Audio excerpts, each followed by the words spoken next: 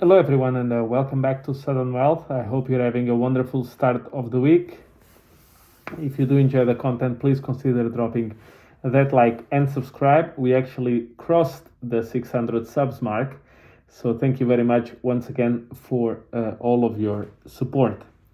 So, quickly on this video, I would like to address two topics. So basically, one will be a bit of an update on the crypto market, and the number two would be actually something basic in crypto, and you see it particularly in DeFi, which is slippage, because I saw a comment of someone who actually lost quite a bit of money by not being careful with the slippage. I think he made a mistake. I mean, those things happen, but it can be really damaging, and some people don't know what it is.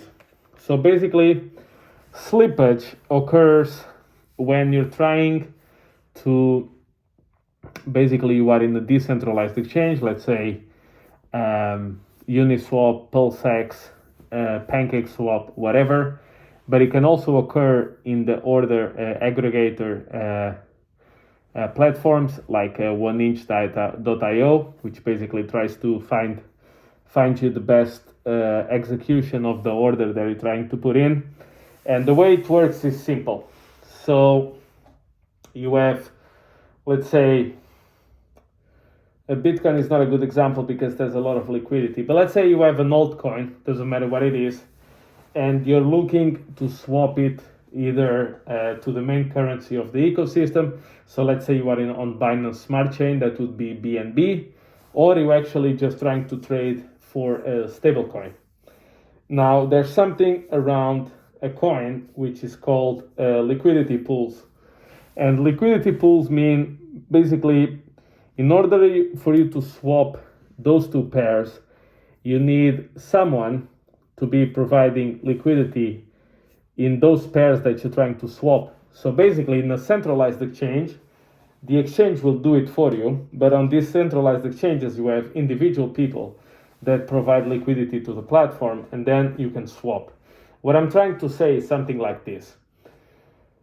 Let's say you have $1 million in a certain altcoin, okay?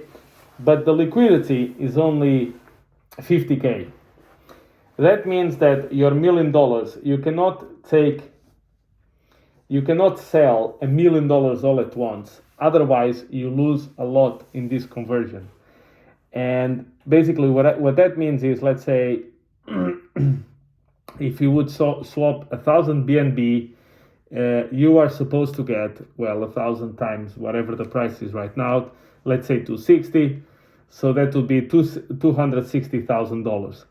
Probably you're gonna have a slippage of, because this is such a used pair, you're probably gonna have a slippage of like 1 or 2% in order to trade this. That means that when you make the trade, you actually don't get 100% of your coins, you get 98 point something percent of your coins. Okay? Problem is, for lower liquidity coins and lower liquidity pairs, actually if you swap $100,000, you can be $100,000 worth of a coin. You may end up getting only 25, 30,000, 40,000. That means that 50, 60,000 gets lost to slippage. That means that although you have the amount of coins, there's not enough liquidity to swap for the ones that you need. And usually in these platforms, in these decentralized exchanges, when you're executing on MetaMask or whatever other wallet you may use, you'll see at the bottom something called slippage, and it will give you a warning of how much of your coins are you actually going to lose, or you are estimated to lose within that trade. There's a way to get around this, which is certain order aggregators like OneInch, for example, allow you to set limit orders. So that means that if the price gets to a certain level, it sells you a certain amount of coins, and this typically gives you better order execution and you get lower slippage. Other option is just don't sell $1 million at once. Maybe sell clips of 10K, and then you minimize your slippage, you need to make a bit the math also on the transaction fees. But I mean, it's simple to assess. But be very careful, because usually you have these kind of warnings that will prevent you, and you need to allow for higher slippage. So there are certain controls. That's why it's very dangerous when you go to the definitions on a decentralized exchange.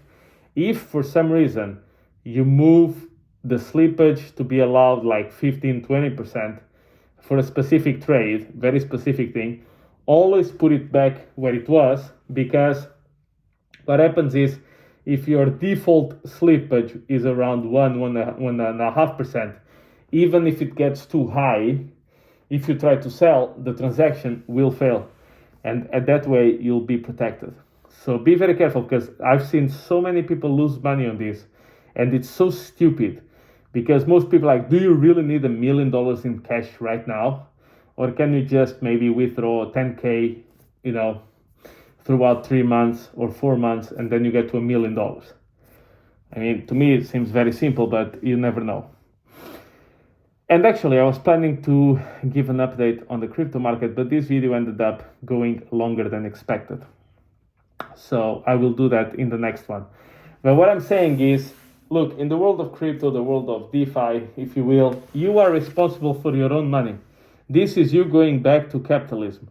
So there's no one to save you. You need to save yourself. You need to learn these things yourself.